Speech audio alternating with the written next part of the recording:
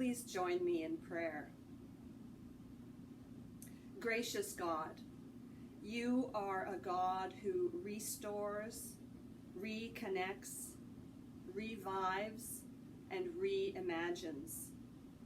In this time of crisis in our world, open our hearts to your Spirit at work, doing these very things. Help us to see your love revealed through the courage and dedication of healthcare workers,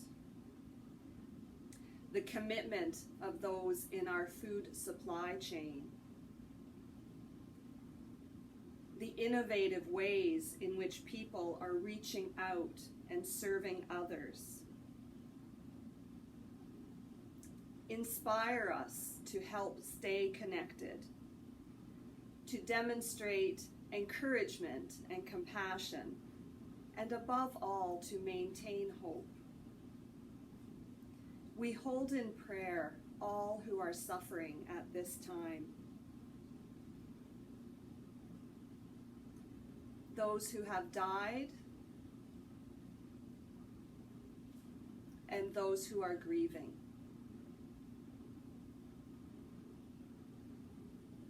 We uplift and embrace in our thoughts all those who are anxious or afraid, those who face unemployment and economic uncertainty. Bless us each to be generous and supportive, however we may be.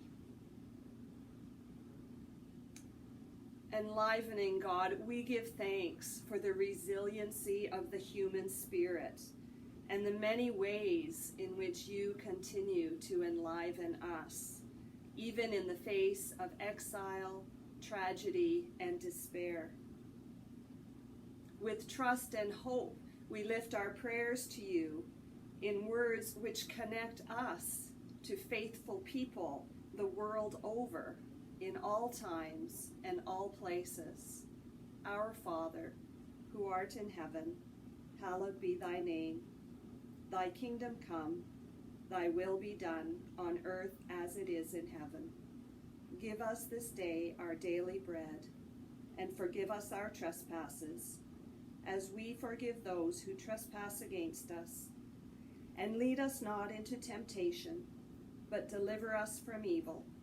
For thine is the kingdom, the power, and the glory, forever and ever. Amen.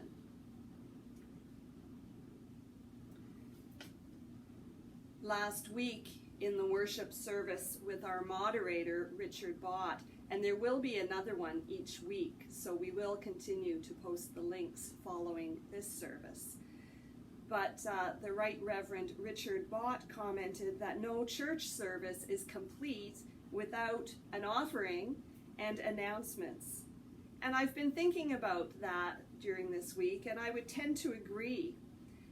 And so before, this is sort of a combination of invitation to offering and announcement.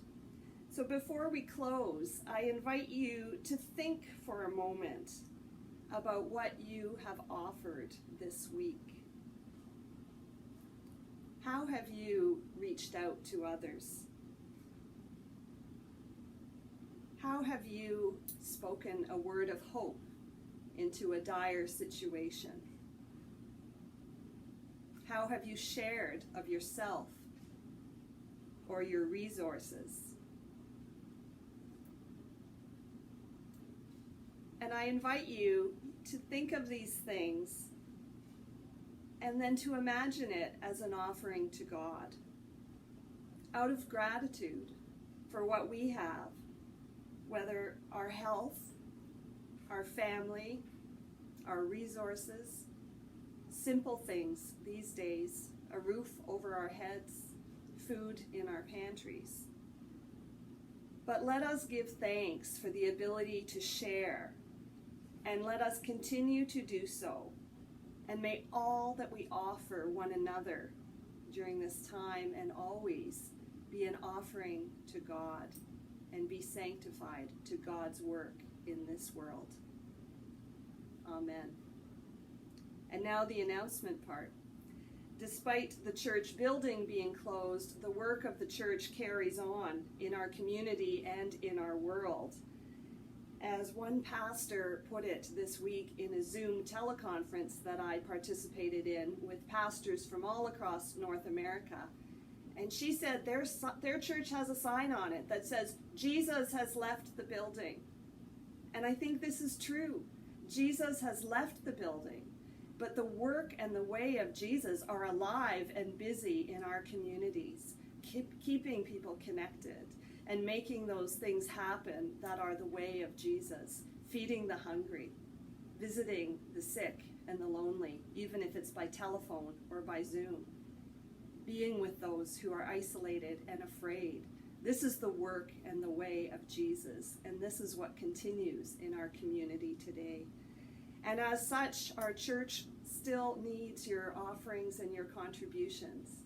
And while we appreciate the generosity of people, and at this time, particularly those who are on pre-authorized remittance, PAR, we know there are folks who are concerned that they can't get to church with a weekly offering. And there are others in the wider community that wish to support our church work as well. And so we have made arrangements through CanadaHelps.org to have St. Andrew's United Church in Bayfield as a charity on their website. And there is a link to that on our website and will be on each page of these services where people can click to donate either by credit card or PayPal. And so we appreciate and are grateful for the many, many ways in which people continue to support our church.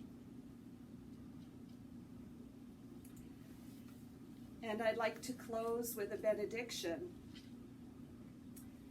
In the words of another pastor with whom I met online this week, today we are being tested in many ways that most of us would never have imagined, and we are rising to the challenge.